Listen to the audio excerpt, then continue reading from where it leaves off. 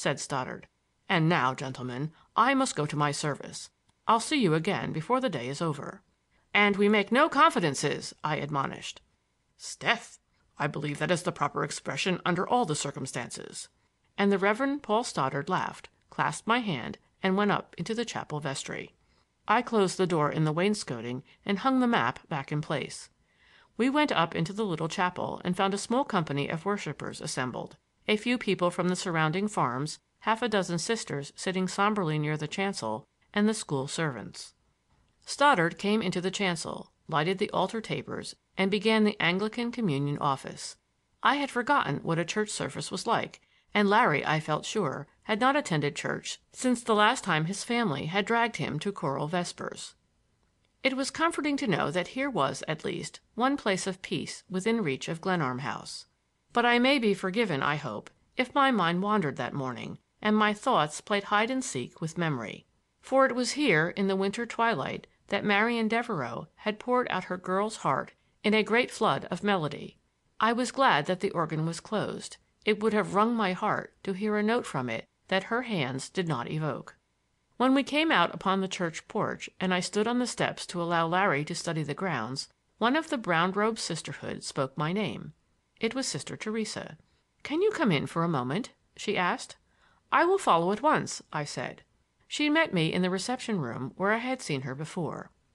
"I'm sorry to trouble you on Christmas Day with my affairs, but I have had a letter from Mr. Pickering saying that he will be obliged to bring suit for settlement of my account with Mr. Glenarm's estate. I needn't say that this troubles me greatly.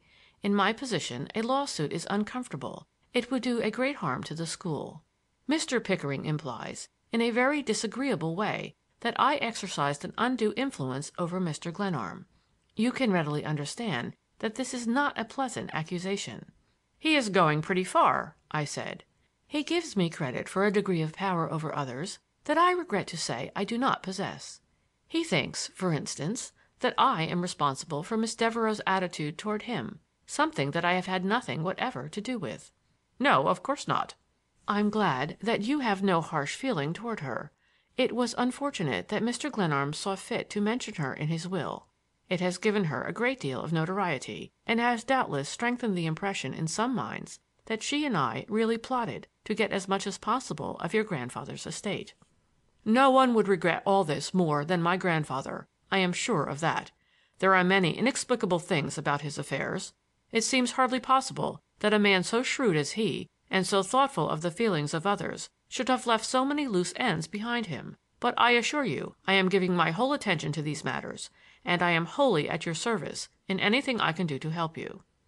"I sincerely hope that nothing may interfere to prevent your meeting Mr. Glenarm's wish that you remain through the year. That was a curious and whimsical provision, but it is not, I imagine, so difficult." She spoke in a kindly tone of encouragement that made me feel uneasy and almost ashamed for having already forfeited my claim under the will.